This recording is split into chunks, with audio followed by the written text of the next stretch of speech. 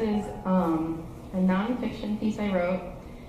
It's about my life. Lemons and Losers, Adventures in Dating and Driving. It is a widely known fact that I have the worst luck buying cars. And while my family likes to make fun of my bad luck with cars, they're at least a little kinder when mentioning my equally bad, if not worse, luck with boyfriends. In my 30 years on this planet, I have purchased 5 vehicles. Each car initially appeared to be a great buy, but ultimately all of these cars were pieces of junk. Some proved to be so within the first 24 hours of purchase, while others took years of breaking down before I finally had had enough. Much like vehicles, my relationships have struggled, broken down, and fallen apart. I'm sure everyone complains about their exes. It's like an everything is over consolation prize. I guess I should preface this by saying that I'm a generally nice person, and I feel like kindness, honesty, and respect are some of the best qualities a person can cultivate. Somehow, though, I always find guys who seem to evade or altogether reject the qualities I hold in such high esteem. And I thought that now, after all this time, I'd have better luck. I was shamefully wrong, but now I'm getting ahead of myself, so let's start at the beginning. My first car was a green Plymouth Voyager minivan. It was great, except for the accident it was involved in prior to my purchase, which left the back end permanently dented. This in turn made it impossible to drive when people were in the far back seat, as the dented frame would dig into the rear tire if there was too much weight near the trunk. Imperfect? Yes. Drivable? Sure. Long-lasting? No. My first serious boyfriend was actually tied to this car. Not literally, but I purchased it from his parents. Looking back, it was probably one of the best things I got out of that relationship. Even though the van didn't last very long, it was more reliable, honest, and kinder to me than that guy was. My second car was a red Mitsubishi Mirage, a car phased out by its company probably because it sucked so hard. But I didn't know that when I was buying it, and I drove it home an hour and a half away from the dealer, and by the next day, the timing belt broke, and the $1,000 car became a $2,000 car, or $2,000 investment, as multiple parts of the engine were damaged when the timing belt failed. I muscled through its other issues and made it work for a while, but once it became completely undrivable, that vehicle ended up sitting in my dad's driveway for half a year. Much like the Mirage, serious boyfriend number 3 was someone that would take me a long time to let go of. Instead of sitting in my driveway awaiting the inevitable haul to the dump, he spent his time pushing my buttons just so he could laugh at me while I cried. Yeah, I dated that a-hole for a whole lot longer than anyone should ever have to put up with that kind of crap. I was suckered into purchasing my third car, a blue Saturn, by the same piece of work jerk. This was my first and only stick shift. While I tried to learn how to drive the Saturn, it filled me with so much anxiety that my dad took pity on me and traded me cars. Only after he started driving the Saturn did he find out that there was a sizable hole in the transmission, probably there prior to my purchase, and that $2,000 car became a $3,000 car overnight. Yep, another great purchase by yours truly. At the point when I was buying my fourth car, a pink Volkswagen Jetta, I was on my fourth serious relationship. Both the guy and the car had a lot of surprises. At first, the guy seemed like the kindest, gentlest, sweetest man I'd yet to date. Over the course of a year and many difficult events, he became a different person. You know, the kind of person who starts out a phone conversation acting completely normal, joking, chatting, and friendly, then halfway through says in a plain, nonchalant voice, "Oh yeah, I'm supposed to break up with you. Never call me again." Click. Yeah, those are the kind of people I pick. And the car? I thought it was a cute, tiny car that I would have many adventures in. Unfortunately, the car and I had different ideas of the word adventures meant. I'm thinking road trip, while it's thinking, I'm going to lock you out once you shut that door and laugh heartily while you climb into the car through the trunk. I guess it goes without saying that the car was just as confusing and odd as the guy was. It had so many tics and tricks that you didn't know from day to day if the car would start or what features would work when you started it up. This car had so many insane problems that my dad was convinced it was haunted by the poltergeist of Jewish slaves used by Volkswagen during World War II. The day that serious boyfriend number 4 decided that I should never call him again, I agreed, and I haven't spoken to him since. That was in January of 2008.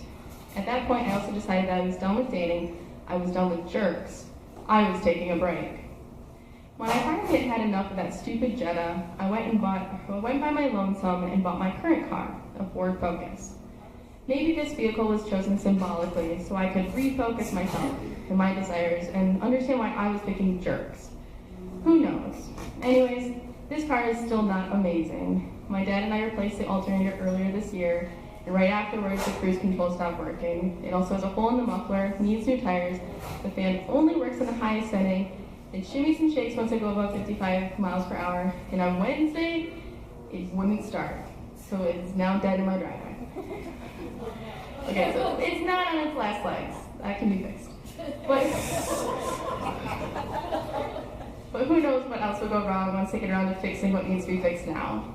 Still, it's semi-functional. And maybe that's all a car really needs to be.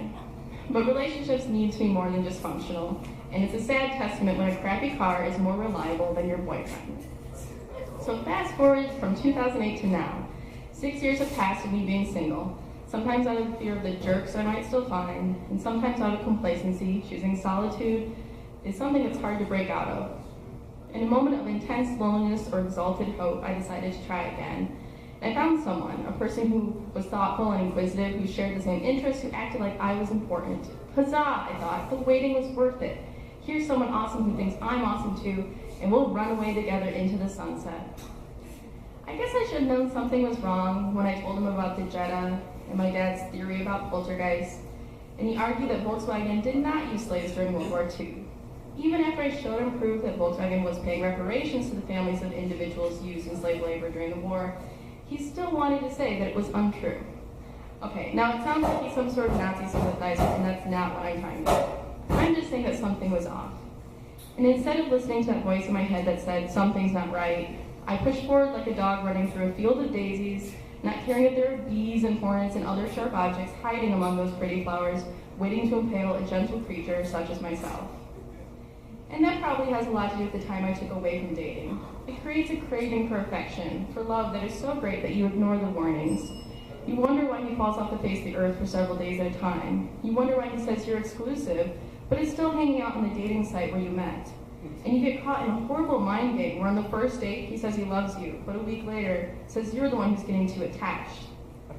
Sometimes I think I'm a glutton for punishment, at least a glutton for jerks. There's a policy in industrial design called planned obsolescence, where products are built to fall apart.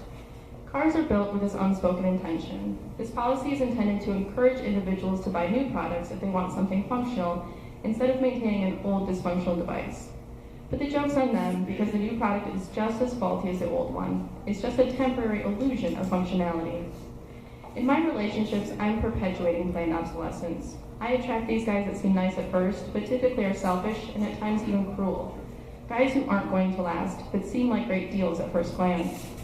Perhaps I'm trying to perpetuate the dysfunction I learned in my youth.